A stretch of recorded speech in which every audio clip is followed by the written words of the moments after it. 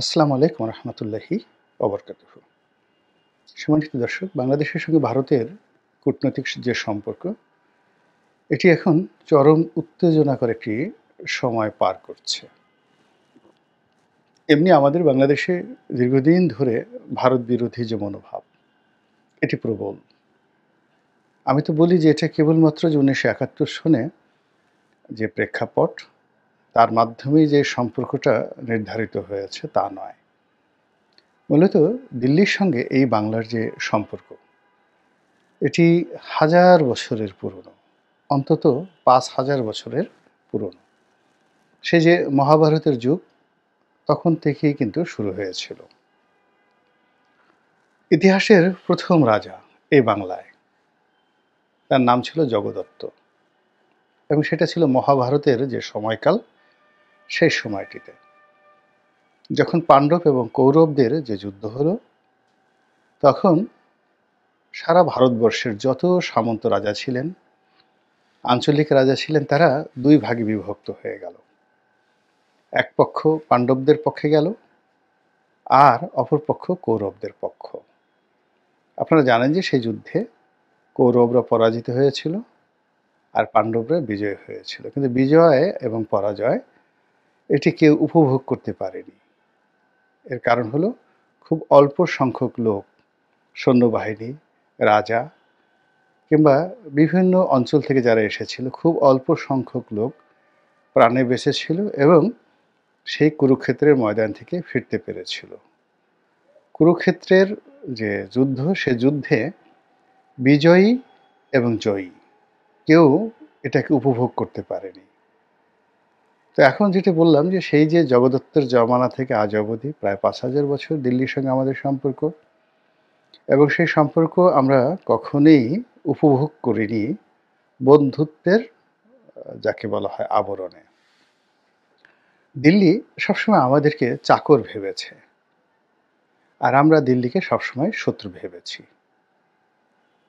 এবং এটা মুসলমানদের জমানাতে ছিল, সুলতানিদের জমানাতে ছিল।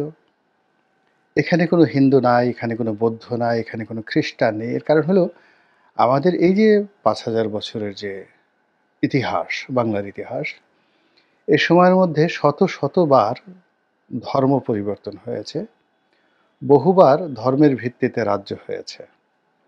আবার ধর্মের ভিত্তিতে এক রাজ্য অপর রাজ্যকে পরাজিত করেছে। হিন্দুরা যেভাবে বহুকাল রাজত্ব করেছে, আবার বৌদ্ধরা শত শত বছর ধরে এই বাংলায় রাজত্ব করেছে, এমনকি ভারতেও।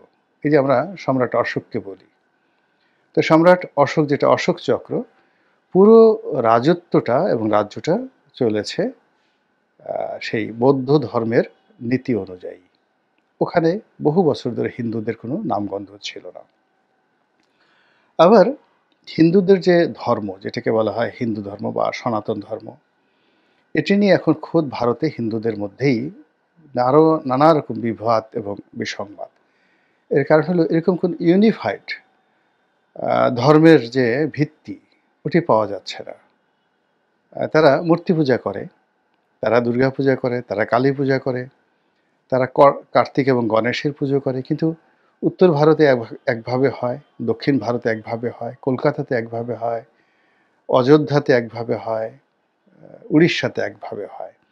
তো কাজেই জনাব নরেন্দ্র মোদী বর্তমান যিনি আছেন, তিনি যে হিন্দুত্বের যে জাতীয়তাবাদ এটি কি করতে চাচ্ছেন, এটি সবচেয়ে বেশি বিরোধিতার মুখোমুখি হচ্ছে ভারতে। এই যে আমাদের বাংলাদেশে যেমন এখন ইসকনকে হিন্দুত্ববাদী বলা হয়, কিন্তু ভারতের বেশিরভাগ লোক তাদেরকে আলাদা একটা সংগঠন হিসেবে মনে করে। আমাদের দেশে যেভাবে আহমেদিয়াদের বা ইসমাইলিয়াদেরকে কেউ মুসলমান মনে করেন না, আহলে হাদিসকে যেভাবে সুন্নিরা স্বীকার করেন না, তদ্রূপ হিন্দু ধর্মের মধ্যেও বহু জাতিভেদ আছে।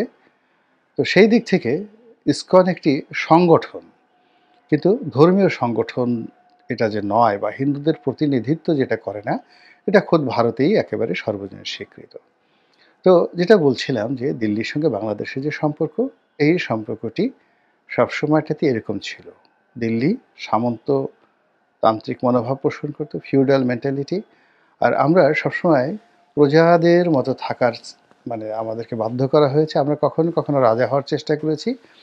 কিন্তু খুব বেশি দিন থাকতে পারিনি। ১০০ বছর কন্টিনিউয়াসলি আমরা দিল্লির অধীনতা মুক্ত থেকেছি, এরকম ইতিহাস আপনি গত আ ১০০০ বছরে একবারও দেখাতে পারবেন না। তো সেই দিক থেকে এখন যে আমরা একটা ক্রান্তিকালের মধ্যে পৌঁছে গিয়েছি, সেই ক্রান্তিকালে দিল্লি হটাও আমাদের এই দেশের মানুষের একটা সেন্টিমেন্ট এবং আবেগ। এবং ভারতের বিরুদ্ধে, দিল্লির বিরুদ্ধে, হিন্দুত্ববাদের বিরুদ্ধে কথা বলতে পারাটাই জনপ্রিয়তার মাপকাঠি এবং যোগ্যতার মাপকাঠি আমাদের দেশে। আবার বাংলাদেশকে নিয়ে ভারতের যে চুলকানি, ভারতের যে রাগ, চক্রান্ত এবং ইদানিংকালে ভয়, মারাত্মক ভয়, এটি ভারতকে এতটা অস্থির করে তুলেছে, যেটি চীনের সঙ্গে তাদের যে বিরোধ, সেই বিরোধে তারা এতটা ভীত সন্ত্রস্ত নয়। এর কারণ হলো চীন একটা সিস্টেমেটিক জাতি এবং চীনের দ্বারা ভারত আসলে ওইভাবে ঐতিহাসিকভাবে ক্ষতিগ্রস্ত হয়নি।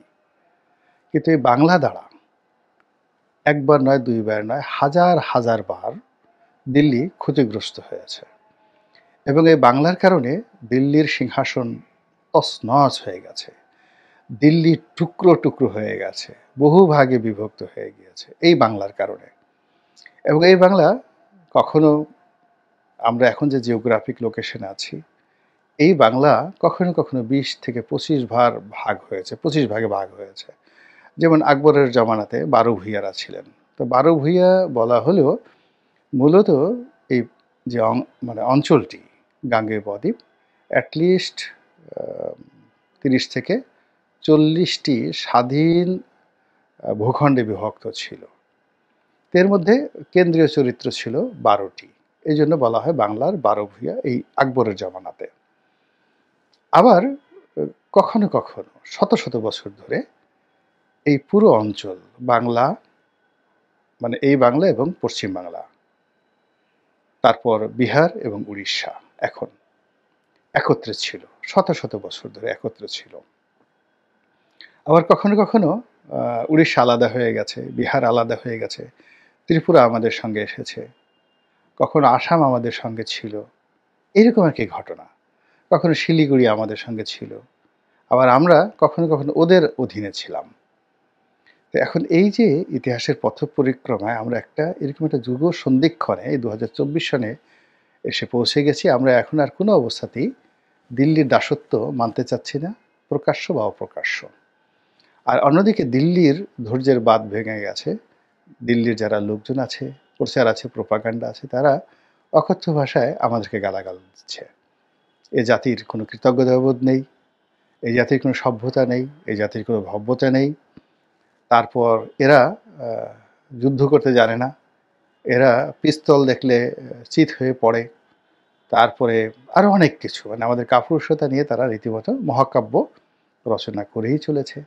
১৯৭১ সনে আমরা কিছুই করিনি, সবই ভারত করেছে এবং তারা দয়া করে আমাদেরকে স্বাধীনতা দিয়েছে। আমাদের এই জাতির কৃতজ্ঞ থাকা উচিত ভারতের প্রতি, তাদের স্বাধীনতা ভোগ করছি আর তাদের বিরুদ্ধে কথাবার্তা বলছি ইত্যাদি নানা কথা। তারপরে আমরা ভারত থেকে নগদ টাকায় সব কিছু আমদানি করি। তো আমরা নগদ টাকায় সব কিছু কিনে আনি সেখান থেকে। তো ক্রেতা, বায়ার যারা, তারা সবসময় একটা বেটার পজিশনে থাকে। কিন্তু ভারত এখানে কি হলো? তারা বলার চেষ্টা করছে যে আমরা যদি না বিক্রি করি তাহলে তোমাদের কি হবে? মানে এখানে সেলার যারা আছে, সারা দুনিয়ার যে মার্কেটিংয়ের যে সিস্টেম, সেই সিস্টেমটাকে চ্যালেঞ্জ করে ভারত বলছে পেঁয়াজ বিক্রি করব না, আলু বিক্রি করব না, গরু বিক্রি করব না, তারপরে ফেন্সিডিল বিক্রি করব না, চিনি পাঠাবো না, তাহলে তোমরা না খেয়ে মরবে। তোমরা বঙ্গোপসাগরে গলায় দড়ি দিয়ে তারপরে তোমাদেরকে মরতে হবে এবং ওই কলসির সাথে গলায় দড়ি দিয়ে মরতে হবে। তো এই সকল কথাবার্তা কিন্তু এই যে সাধারণ যারা রাস্তার মানুষ তারা না, বড় বড় আর্মির জেনারেল, বড় বড় সাবেক সচিব, বিচারপতি, বিখ্যাত সাংবাদিক, সম্পাদক, রাজনীতিবিদ, মন্ত্রী, আমলা সবাই একসুরে বলছে। তো এই যে বলতে বলতে বলতে বলতে এই যে ডক্টর মোহাম্মদ ইউনূসের যে অন্তর্বর্তীকালীন সরকার, এই সময়টিতে এসে তাদের যে ক্ষোভ, ক্রোধ, এটি সকল সীমা অতিক্রম করেছে। এখন তারা বলছে যে বাংলাদেশে তারা ইনসার্জেন্সি করবে, আক্রমণ করবে, বাংলাদেশের সঙ্গে তারা যুদ্ধ করবে। কেউ বলছে ওদের সাথে কি যুদ্ধ করব, ওদের তো যুদ্ধ করা তো দূরের কথা। আমরা ভারত যে ওদেরকে একটা টিপ দেব, গলা টিপেও দেওয়ার দরকার নেই। শরীরে যে একটা ছোট্ট করে টিপ দেব, ওই টিপ সহ্য করার ক্ষমতা তো ওদের নেই। পিঁপড়াকে আমরা যেভাবে একটা টিপ দিয়ে পিঁপড়ে মারি, তারপর সে উকুন মারি। উকুন তো আর টিপ দিয়ে মারা যায় না, উকুন নখের উপর রেখে মারতে হয়। তাহলে সাধারণত পিঁপড়া টিপ দিয়ে মারা হয়। জাস্ট যেকোনো একটা আঙ্গুল পিঁপড়ার উপর রাখলে আঙুলটা পিঁপড়াটা মরে যাবে। তো ওরকম তারা বাংলাদেশকে মনে করছে একটা পিঁপড়ার মতো। তো এই যে অবমাননাকর কথাবার্তা, এই অবমাননাকর কথাবার্তার বিরুদ্ধে আমাদের রাজনীতিবিদ যারা আছে তারাও কিন্তু ধৈর্যহারা হয়ে পড়েছেন। বিএনপি নেতা মির্জা আব্বাস সাহেব তিনি তার মতো করে বলেছেন যে এরকম তারা খুলনা দখল করে নিয়ে যাবে, চট্টগ্রাম দখল করে নিয়ে যাবে। অবস্থা দৃষ্টি মনে হচ্ছে এটা যেন বাবার একটা দেশ, তোমাদের বাবার দেশ। তো এই কথাবার্তা বলছে। আবার বিএনপির অন্যতম নেতা রুহুল কবির রিজভী সাহেব তিনি এই যে ইনসার্জেন্সি মানে ওখানকার যারা সেনাবাহিনীর সদস্য রয়েছেন তারা বাংলাদেশের মধ্যে হঠাৎ করে ঢুকে পড়বেন গেরিলার বেশে। একেবারে যাকে বলে তারা বেলুন নিয়ে ঢুকতে পারেন, তারপরে শেষে তারা ট্যাঙ্ক নিয়ে ঢুকতে পারেন। মানে ইনসার্জেন্সি মানে খুব একেবারে ঝটিকা একটা আক্রমণ চালিয়ে তারা বাংলাদেশে যে কোনো একটা অঘটন তারা ঘটাবে, ইনসার্জেন্সি ঘটাবে।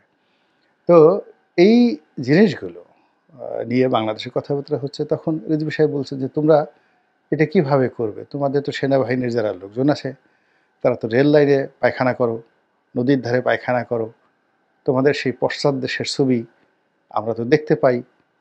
তো এবং তোমরা যখন এই কর্মকাণ্ড করো তোমাদের সেই অস্ত্রশস্ত্র থাকে সেই যাকে বলা হয় দূরে। তো অস্ত্র রেখে সামরিক পোশাক খুলে তোমাদের এই মলত্যাগ করার জন্যে তোমাদেরকে নদীর ধারে যেতে হয়, খালে বিলে যেতে হয়, রেল লাইনে তোমাদেরকে চলতে হয়। তো তোমরা এই কাজ করবা না গেরিলা আক্রমণ করবা? এই কাজ যারা করে তারা তো গেরিলা আক্রমণ করতে পারে না।